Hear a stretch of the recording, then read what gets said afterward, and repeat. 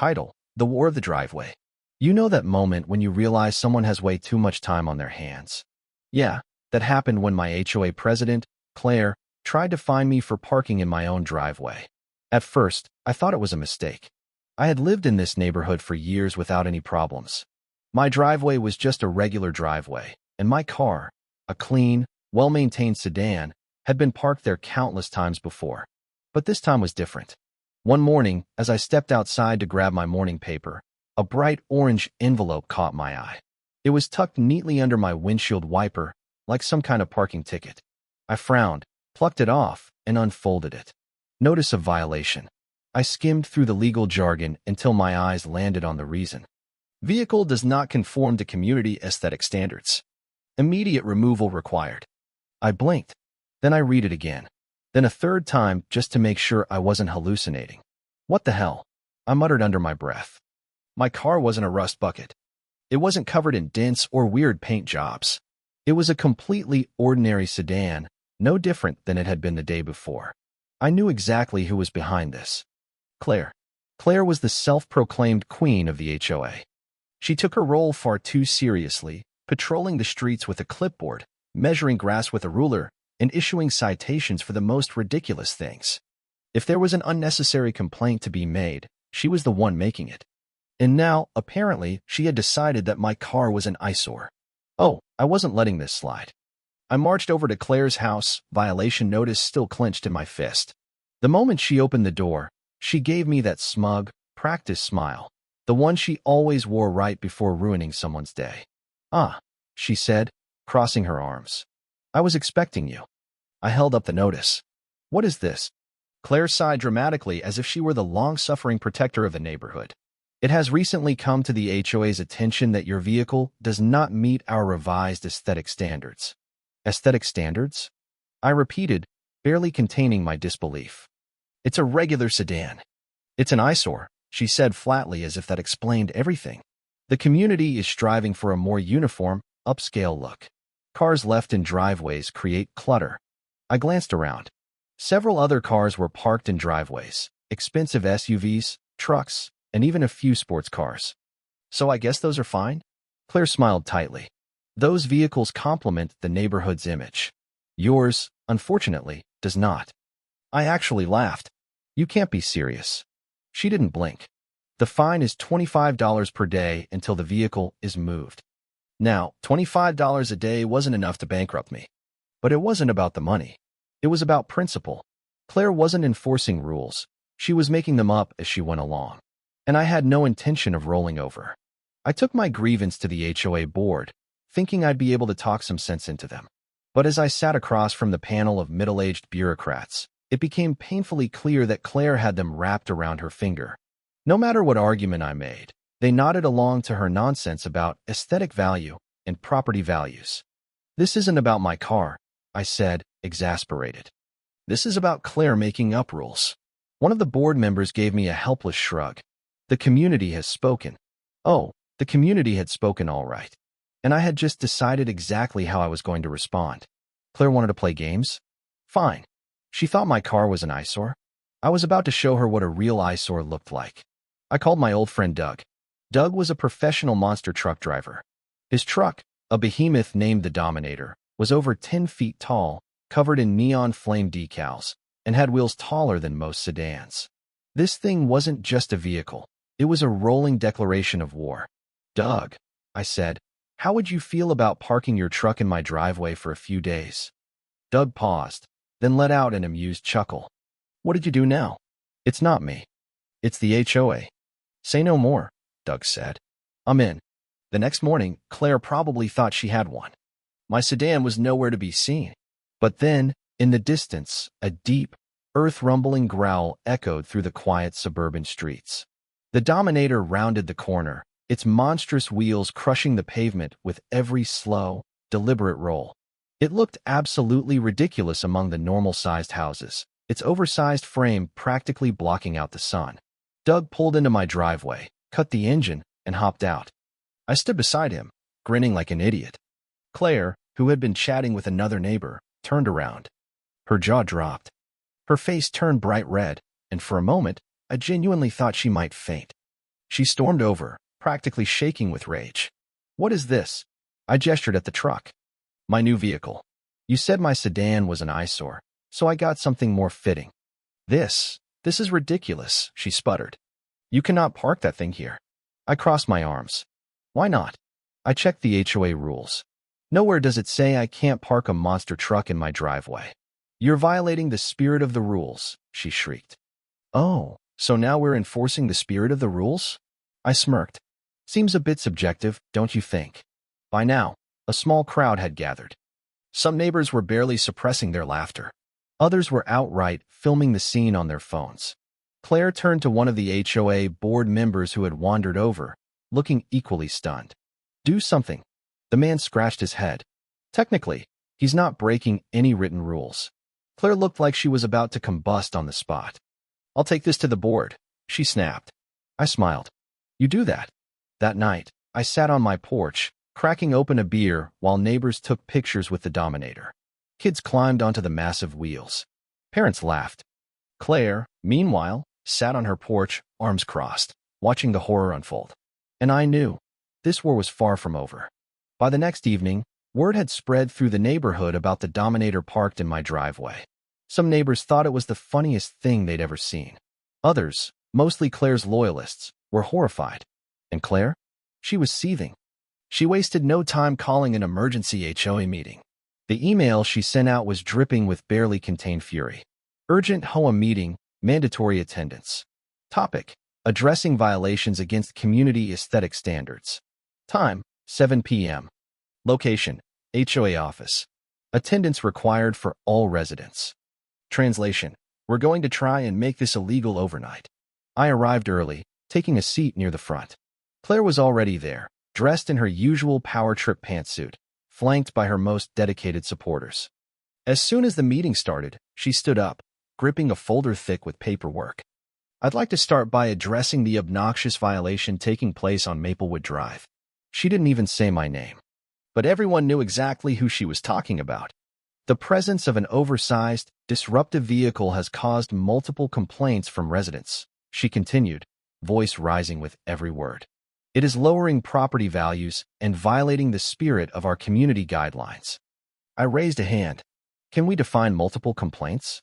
Because from what I've seen, most people love the truck. Claire pursed her lips. There have been numerous complaints. How many exactly? She faltered. Well, I have received at least 6. I turned to the board. There are over 100 homes in this HOA. You're telling me that 6 people being mildly annoyed is enough to start rewriting rules? One of the board members, an older man named Richard, cleared his throat. We do have processes in place for amending community guidelines, but they require a neighborhood vote. Claire's face twisted. This wasn't going the way she wanted. Then let's put it to a vote, she snapped. A new rule banning oversized vehicles from driveways. The board reluctantly agreed to draft the amendment. Then Richard turned to me. But since the rule hasn't been passed yet, your vehicle is not currently in violation of any HOA bylaws. I smiled. Glad we cleared that up. Claire's eye twitched. I knew she wasn't done. The next morning, I woke up to find a fresh stack of anonymous complaints in my mailbox. Half of them were obviously written in Claire's handwriting. A few hours later, I caught her pacing in front of my driveway, taking pictures from every angle like some kind of forensic investigator. She was desperate, and that meant she was about to try something underhanded. That night, I had a feeling Claire was up to something shady. The way she had been stalking my driveway earlier told me she wasn't about to let this go. So before heading to bed, I set up a motion-activated security camera facing my driveway, just in case. At 3:17 a.m., I was jolted awake by a deep, mechanical clanking of chains and the low rumble of a diesel engine. I shot up, grabbed my phone, and checked the live feed from my camera. Sure enough, there was a tow truck, its headlights off, rolling up to my driveway like a thief in the night. 2 men in dark uniforms hopped out. One of them moved to attach chains to the Dominator's front axle.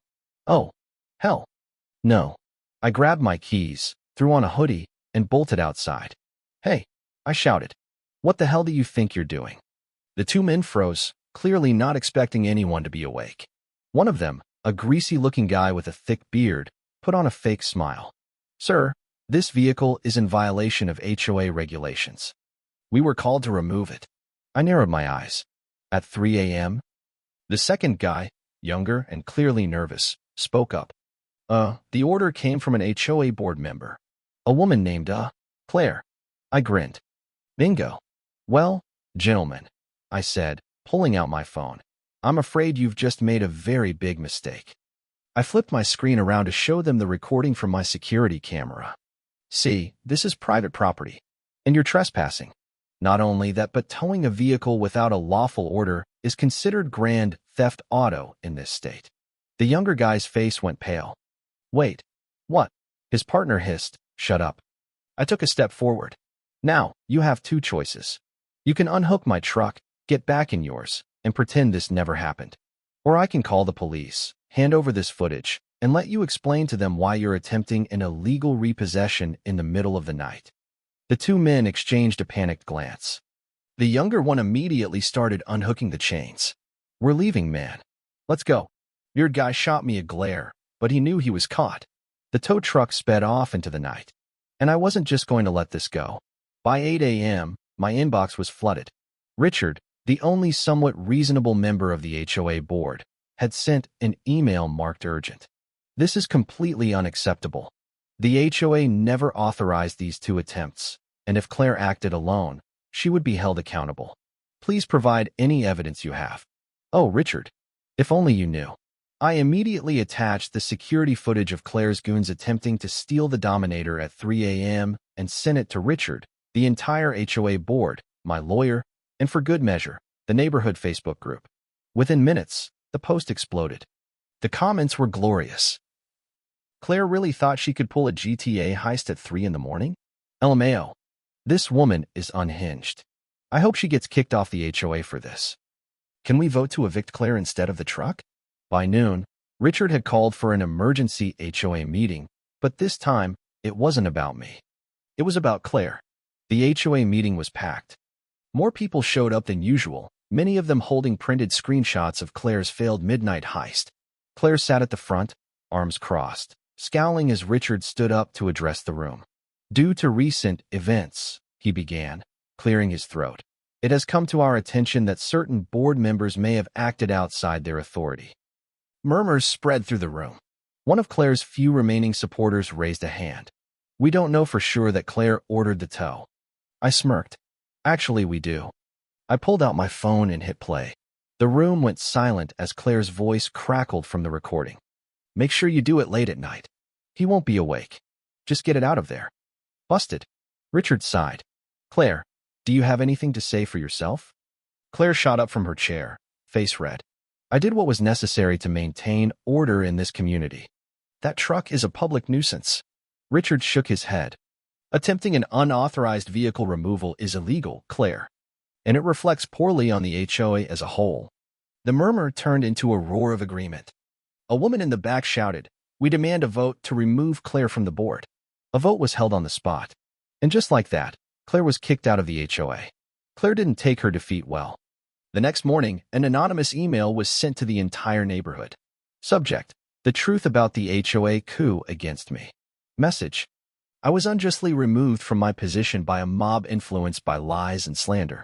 The HOA has become a lawless mess, allowing oversized, dangerous vehicles to lower our property values. I will not stop fighting for this community. I laughed. Then I hit reply all. Hey everyone, just a reminder that Claire literally tried to steal my truck in the middle of the night. I have video proof. Have a great day. That was the last we ever heard from her. With Claire gone, the HOA completely changed. The new board actually listened to the homeowners. Dumb aesthetic fines? Gone. Unfair policies? Revised. And the Dominator? Still proudly parked in my driveway. One afternoon, my neighbor Steve walked up, shaking his head and laughing. You know, he said, this whole thing started because Claire thought your sedan was an eyesore. And now? Half the neighborhood is obsessed with monster trucks. I glanced around and realized he was right. 2 houses down, a guy had bought his own oversized truck with flame decals. Another neighbor had painted his van neon green just for fun. It was like a giant middle finger to Claire's old rules. I grinned. Guess she really left her mark. Steve laughed. So what are you going to do now? Keep the Dominator? I thought about it. Did I still need it? Maybe not. But at the same time, I looked at the truck sitting proudly in my driveway, a symbol of everything I had fought for. Yeah, I was keeping it. With Claire gone, the HOA fixed, and the neighborhood thriving, my job here was done. But just in case another power-tripping HOA president ever tried to pull something, the Dominator would be waiting.